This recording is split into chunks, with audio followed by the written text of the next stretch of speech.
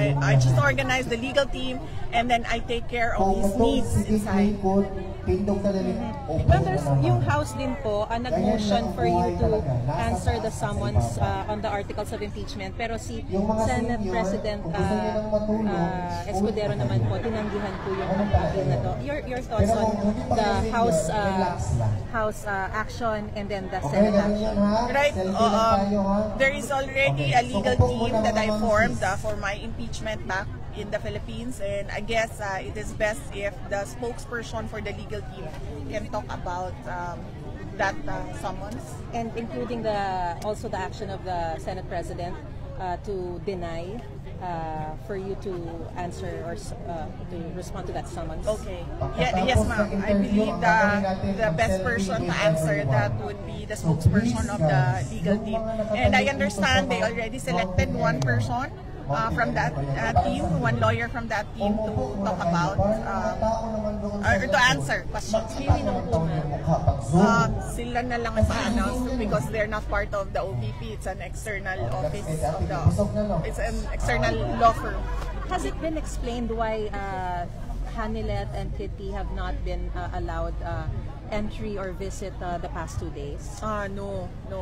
We do not know what happened, but today they have their schedule back at 2 p.m. So they'll be going inside. So there will be someone visiting him today on his birthday? Yes, my sister and her mother. Okay, great. And they're also requesting for tomorrow. Will they be able to enter also or to visit tomorrow? I understand there's no answer yet with regard to the application for permission to visit tomorrow. But yes, I gave them all the days while they are here. I have a confirmation on Tuesday, but I told the lawyer that I'll give it to my sister. VP Sara, I know you're super busy here. Are you aware po na yung mga supporters ninyo ay ginigipit ng Congress at gustong ikulong? Yes, ma'am. Opo. Actually, may nagpadala sa akin na retired PNP personnel.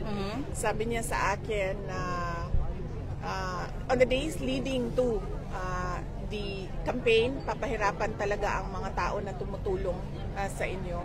Kaya sabi niya, sabihan mo yung mga kaibigan ninyo at mga supporters ninyo na kung ano man yung mga kailangan nila i-comply sa mga government offices, BIR, Bureau of Customs, DFA, lahat ng mga merong negosyo na kailangan may compliance ay i-comply nila because ang sabi ay papahirapan.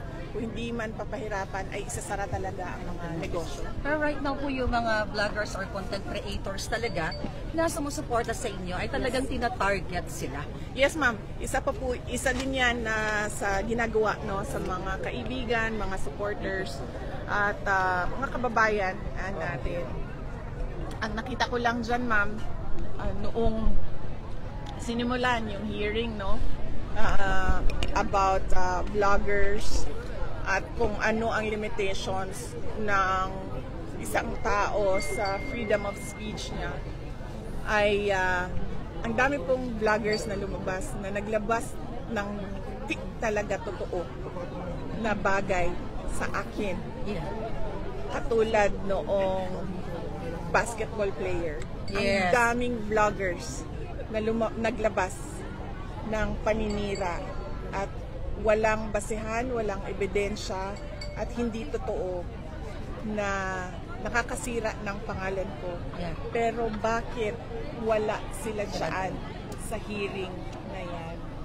So bakit ang mga pinapatawag ay mga vloggers na sumusuporta sa opisina ko, sa akin as Vice President, kay dating Pangulong Rodrigo Duterte. Wala man lang kahit isang vlogger na tinawag para pasagutin kung bakit mo binastos yung pagkatao ni Inday Sara Duterte. VP Sara, panghuli na lang, kasi isa ako sa mga tina-target ng Marcos administration at sinasabi nila na ako ay fake news. Gusto ko lang po bigyan ng diin sa inyo, samantahan ko na yung pagkakataon.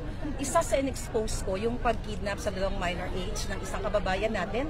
Nandito siya ngayon, si Mishina Makapinig. Gusto ko lang sabihin sa harap ng mga tao kasama ng mga media na hindi po fake news yun dahil yung biktima mismo ay nandito. At na-interview na rin po natin na isa siya bago ang Pangulong Duterte actually na kidnap, yun yung nakikita naman ng tao, ay siya muna, yung 2 minor de edad niya. And I hope yung ating mga kaibigan sa media ay sana naman pag-usapan yung ganon kasi issue yan ng Pilipino, ang kidnapping. Totoo yan, ma'am. Yeah. It is actually an item inside the Armed Forces of the Philippines. Yes. It is there is a record inside True. the AFP. But somehow, nobody seems to exact accountability and transparency for what happened to the children and to that kidnapping of minors in Turkey, which was led by officials inside the Philippine government. Yes.